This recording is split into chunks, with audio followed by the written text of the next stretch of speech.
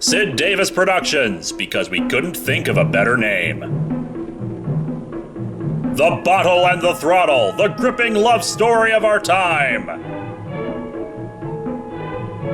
But not in cooperation with Culver's Restaurants. They want you to drink and drive. Yes, I think we're sober enough to read that. Could you move on? Oh. It can't happen to me. That's what you said, wasn't it, Bill? But it can and just did, and you're not quite sure why. Flannel shirts happen to everyone, Bill. Not too many minutes ago, that young woman and her child were happy and healthy. Now their young bodies are crushed and racked with pain. Kinda cool, isn't it? And maybe they'll die. But one thing's sure, the next few minutes, hours, or maybe days, their lives will hang in the balance. And you'll have to live out those minutes, hours, and days knowing you were responsible. Submitted for your approval. The police will measure out the skid marks, determine where you applied the brakes, give you a sobriety test, and it will all go into a report that will be reviewed in court. Maybe you'll be found guilty. I don't really care. I'm kind of drunk right now. Outlive the memory of waiting to find out if the mother and daughter will live or die. Then the police are at you with questions. Where had you been? Had you been drinking? Would you submit to a sobriety test? The answer to all three was, shut up, I don't have to answer your questions, Fuzz. Of course you're not drunk. Not in the common sense of the word. But your driving ability was measurably impaired. How could it be? You feel fine. You couldn't have had more than 20 or so beers. It takes a few beers to take the keen edge off your driving performance and slow your reaction time. You see, alcohol is not a stimulant, it's a sedative. As you may have noticed, I've taken a few sedatives myself. You feel more alive and responsive, but actually, as the alcohol enters the bloodstream, it slows down normal operation of the heart and nerve centers and depresses the inhibitory mechanisms of the brain. Ah, the new paint can sobriety test. And social restraints. This is what gives us the feeling of stimulation. You have more assurance, but less self-control. See, Bill here can't even make a proper balloon animal when he's drunk. Complex behind the wheel at the very time when your driving skill and mental outlook have been seriously damaged. I learned from narrator school to enunciate every single syllable. The foundation of all liquor enters the circulatory system through the stomach. It's oxidized by the liver and turned into heat energy in the form of calories. Next time, get yourself a diet beer. Process about 3/8 of an ounce of alcohol per hour. That's about the amount in 3/4 of a shot glass of whiskey. Or Budweiser paid handsomely for that product placement. And the liver is unable to process it, and it passes into the bloodstream and is carried to all parts of the body. As the percentage of alcohol begins to build up in the bloodstream, the first part of your nervous system to be affected is your judgment center. Your judgment center apparently located all over your body, considering this doctor is waving his ruler around everywhere.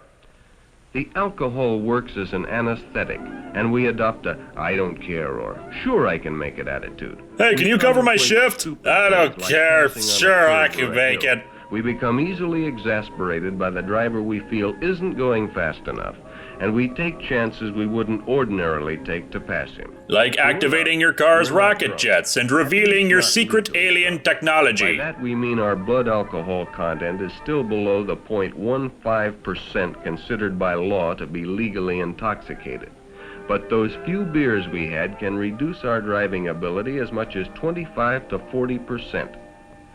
A report by the American Medical Association clearly showed that 2 shots of 100 proof whiskey or 2 12-ounce bottles of beer can inject a dangerous amount of alcohol into our system if we're driving. If you're not driving, then there's no danger whatsoever of reaching those percentages. Within an hour after having a couple of beers, our reaction time to light signals can be reduced as much as 6%.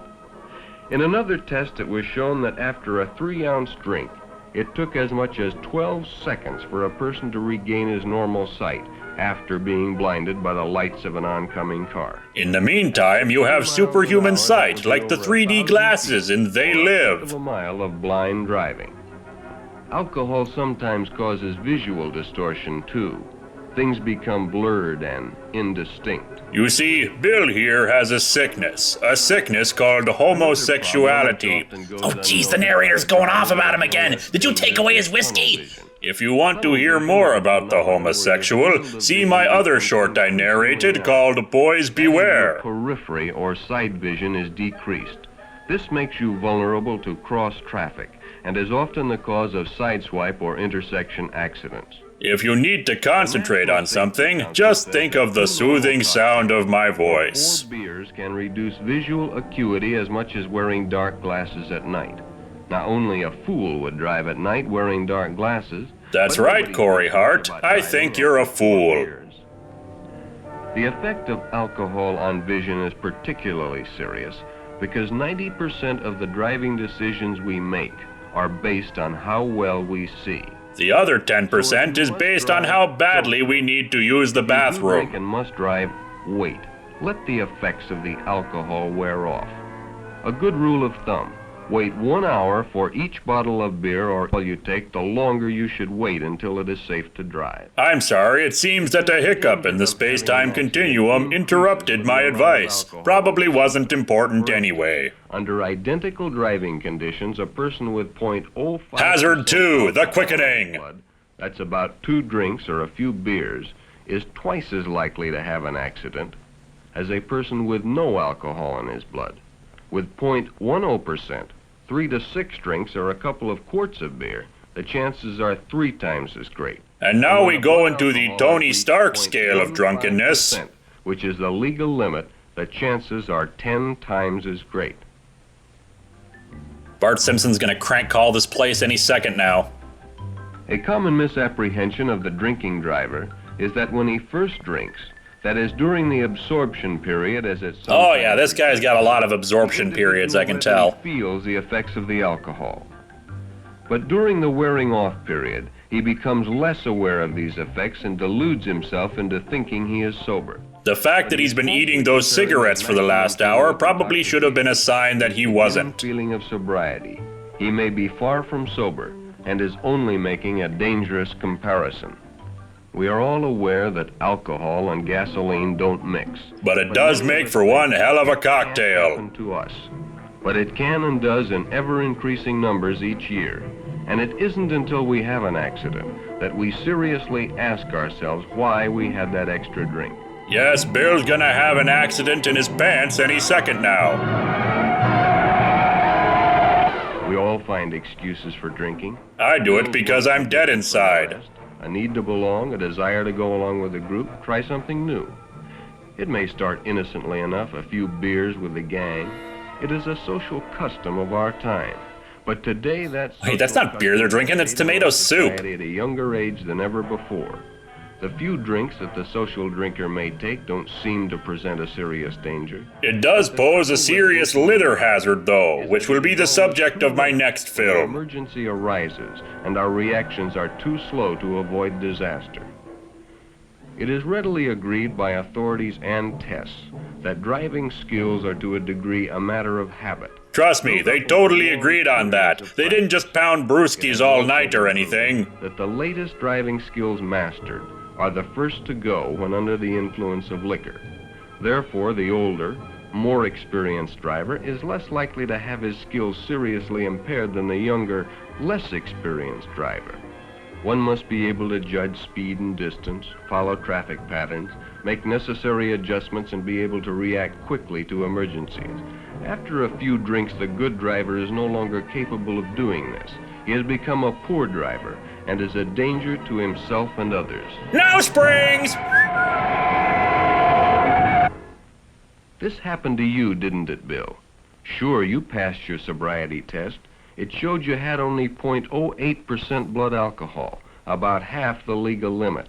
They can't convict you on drunk driving, can they? They can convict you on your haircut, though. That those beach party beers were a contributing factor in your accident. If you hadn't had them, you might have hit the brake pedal a second or two earlier. Those skid marks on the asphalt would have stopped on the right side, not the wrong side of that young woman and her daughter. The liberal side. Just came through. The little girl died on the way to the hospital, and the mother will probably never walk again. No matter how your trial comes out, you'll always have to live with those facts, won't you, Bill? Better have a beer to make yourself feel better, Bill. Crippled. Not a pleasant future to face at the age of 18. Bill was tried in Superior Court, County of Los Angeles, on 2 counts of third-degree flannel shirt. In a moment, the results of that trial.